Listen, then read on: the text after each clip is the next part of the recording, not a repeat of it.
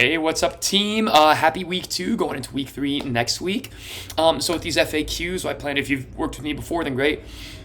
What I plan to do here is just answer some of the questions that have been brought to me most consistently in an effort to give you guys the information, not just for this challenge, but hopefully build your skills toolbox and how to maintain a healthy lifestyle and also make the progress that you want to make down the road after the challenge is done. So the main one that I got is, okay, what do I do when I'm traveling?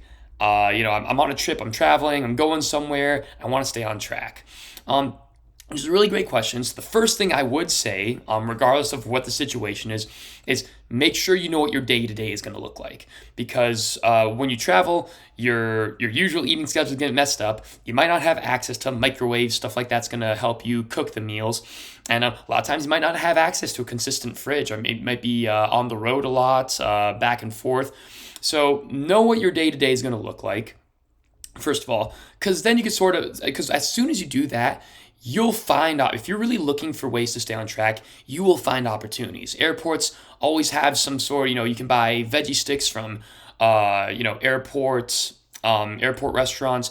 You can buy, there's definitely tons of protein snacks nowadays, protein bars, try and keep them lower carb, but can be a great option. Bring in protein powder, on your flight or on your trip. Super easy to mix with water, and pretty convenient to clean up as well. All those are options, and I think that when you laid out your schedule, say, okay, this is what my day-to-day looks like. How am I going to make the time to make this work? That's always going to be the first step.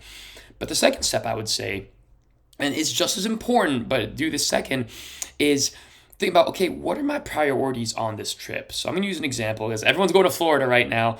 So let's say you're going to Florida, you're going on vacation. Maybe this is a really special trip to you. Maybe you want to, you're knowing you're going to spend time with your family, friends. There's going to be celebrations, which is awesome.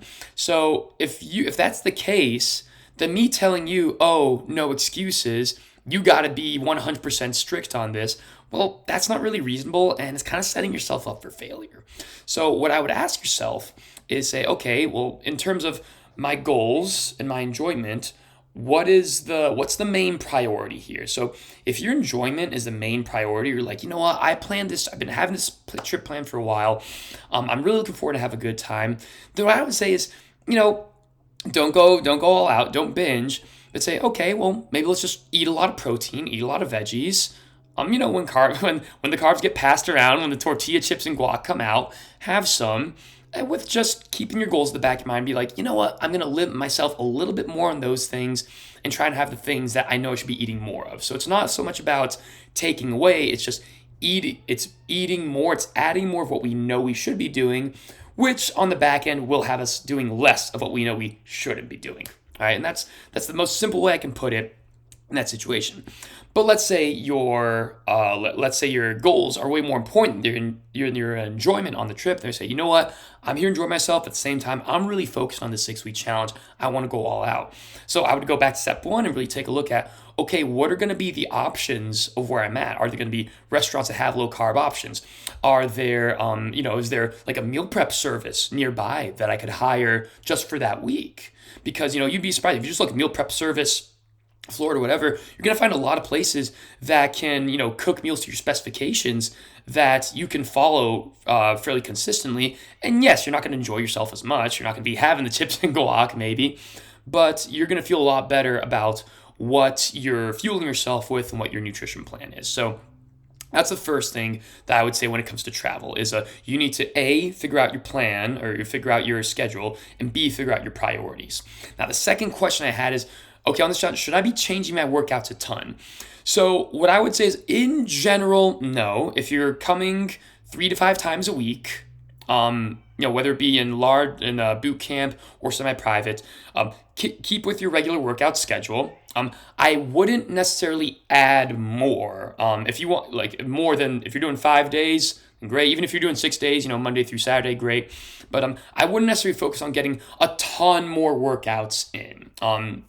So reason 1 is with the, low carb, again, carbs are energy. you're going to be less energized. And while we want you to work hard, we want you to sweat, we want you to burn calories, the nutrition already sort of covers that. The nutrition already takes care of that. We call it the caloric deficit. So what we want you to focus on is making sure you have energy to carry on the rest of your day, and making sure you're not, killing your metabolism long term, because we don't want you to top out and feel exhausted in your workouts, because that's not going to be too good for you either. Now, I would say, if you do semi-private, you're pretty much covered in this. I wouldn't worry too much about this. If you're just doing boot camp, what I really would stress is the importance of the strength days and picking up appropriate weights. And the reason being, again, with this challenge, it's a little bit more intense of a deficit, right? We're eating a little less calories than you typically would on a typical challenge. So you're gonna definitely lose weight, but our main goal here is make sure you're losing fat but maintaining muscle. Because you're in a steeper deficit than usual, chances are you might not build a ton of muscle. And again, that's okay. The 60 challenge, that's what it's meant for, is maintaining muscle, losing fat. So the protein covers the nutrition part of it. If you're eating all your protein, then you're okay there.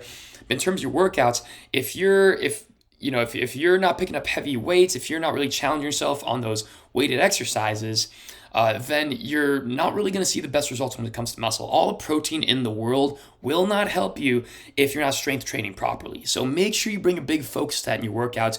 Even that means you're doing less reps for higher intensity. That is a-okay. That's actually the intention of the strength days. Have shorter sets, less rest, and my cats are scratching the door now. I'm sorry. Less sets, less volume, but higher intensity for strength exercises. So that's my main recommendation for, do I need to change my workouts at all? But guys, aside from that, that's all I got. Hope it helped you out a little bit. Looking forward to hearing all your progress reports and helping you guys out, see what we can accomplish in the next week. So y'all have a great weekend, and I hope to see you soon. Peace out.